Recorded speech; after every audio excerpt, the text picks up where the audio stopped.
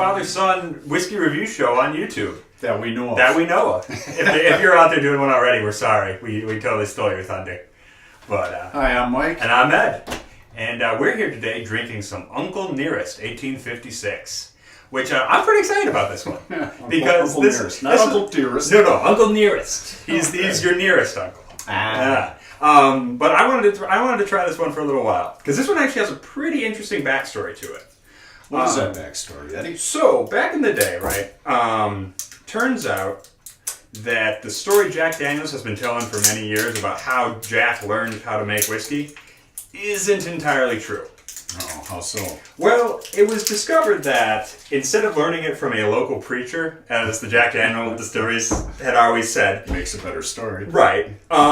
Turns out, and this was discovered by a writer named Fawn Weaver.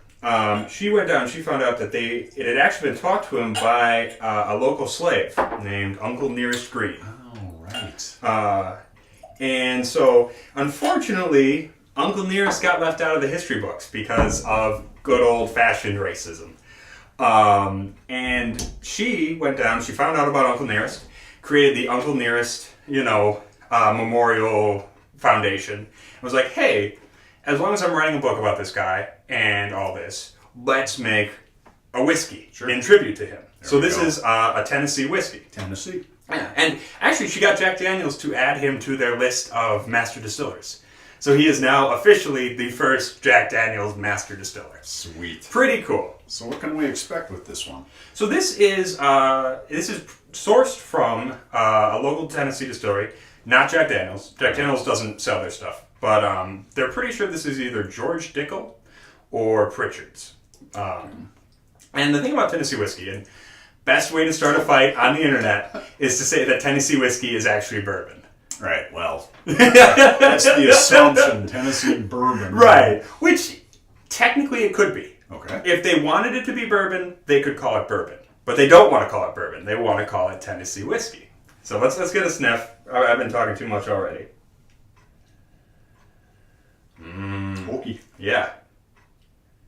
So, much like a bourbon, this is mostly corn. So this one is 84% corn, 8% rye, and then 8% malted barley.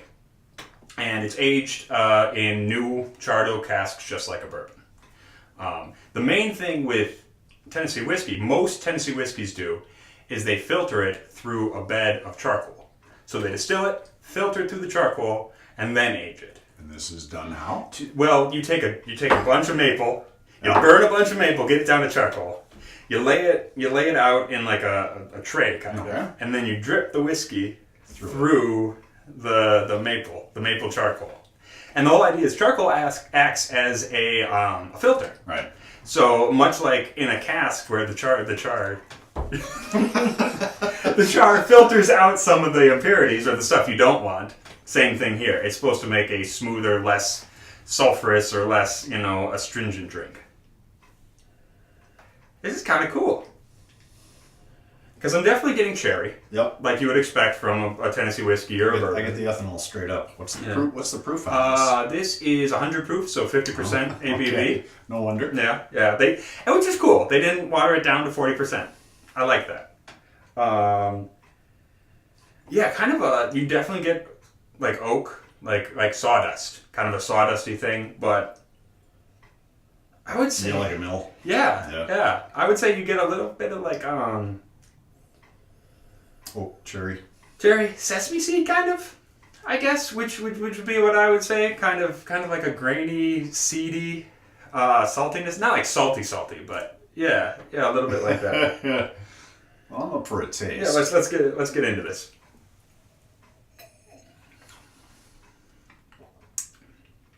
Oh. That's all over. Yeah, it's got some ethanol bite. That explodes. Yeah. Brown sugar. A lot of brown sugar on that. And a little spicy. Very spicy. More spicy than some of the ones we've had before. Yeah. So if you're into spice, this would be good for you. This one bites at the tip, the back, the front. It's like all over. Yeah, It's kind of got it's got that kind of I don't want to say stale, but like dusty corn. Kind of like just a big thing of unprocessed dry corn. Kind of, it does have that musty corn note, but then a lot of sweet vanilla, a lot of cherry, and a lot of alcohol. A little bit, a little bit of banana too, which I always find with Jack Daniels. Jack Daniels, I always get banana, but this is that something you pick up with the corn? I think it tends to be with a lot of Tennessee whiskeys when they're a little younger, they tend to have What do they pick that banana. Up? Okay. Yeah. So I'm not sure where exactly it comes from. But getting the flavor from the cask, maybe. Maybe. I mean, it could be the way they're distilling it. I know they're with this, they are using column stills. They're distilling it twice in column stills. I don't know if that's something that's something about the environment down there or the style, the way they're doing their cuts, but I tend to get a little banana. Something they've probably been doing for a long time, deep in the woods where nobody saw what's going on. For sure. Just a tradition carried on from generation to generation. Mm-hmm. Yeah, but this is tasty. It reminds me a little bit of it's kind of cakeish. Kind of. Like if you had cherry frosting on a kind of a Kentucky nut cake. An oatmeal cake. Yeah. Oh, yes. Yep. Yeah, for sure. All right, let's see what a little bit of water does for this. Yeah. Because man, that was just like whoo, poof, flavor everywhere. Tones down the nose a bit. Yeah. I definitely think it deadens the sweetness slightly. Yes. And it brings out more of that musty corn. And maybe a little bit of that rye. Wait till you taste. Now you'll taste the rye. It's not just a big explosion. Oh yeah. For sure. Okay, yeah. Now it's a lot more of the pepper. More of the clove, pepper. Yeah. Maybe a touch of the black licorice, maybe. But I feel like that rye really came out with the water. And there's not a lot of rye in this. It's only 8% rye. This is a pretty low rye whiskey.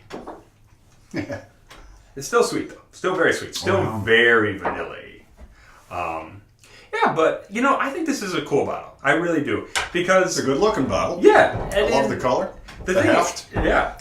I wasn't talking about the bottle itself. I meant like the whiskey inside the bottle. Within. Okay. I think it's very tasty, and I like that it really is bringing like some attention to I like the story. Yeah. To this guy, Uncle Nearest. Like, I think whiskey has this kind of weird reputation where it's kind of been dominated by old white dudes. Guilty. But that's changing, and I think this kind of puts the lie to it that people of color, women, whoever, have always had a hand in whiskey and can enjoy it just as much as anybody else. Who doesn't want to make some whiskey out in the garage? Yeah. Well, not in this country. Not in this country. If you are interested in that sort of thing, go check out Still It down in New Zealand. He's got a YouTube channel. I'll link it somewhere. But yeah. What did this cost you, Eddie? This one ran me $50. Okay, that's not bad. Not bad at all. For what we're tasting. Yeah. No, a pretty paid good. More for less. I think this one's pretty impressive. I'm not usually that big of a bourbon or Tennessee whiskey guy, but I love what the water did to this. Yeah, this is pretty cool. Mellowed that out and it's nice. It's not just straight up sweet anymore. Yep. Yeah. So, all right. Well, this has been another fun whiskey review with my son Eddie. Yeah. And here's to Uncle Nearest. Uncle Nearest. Cheers. Cheers.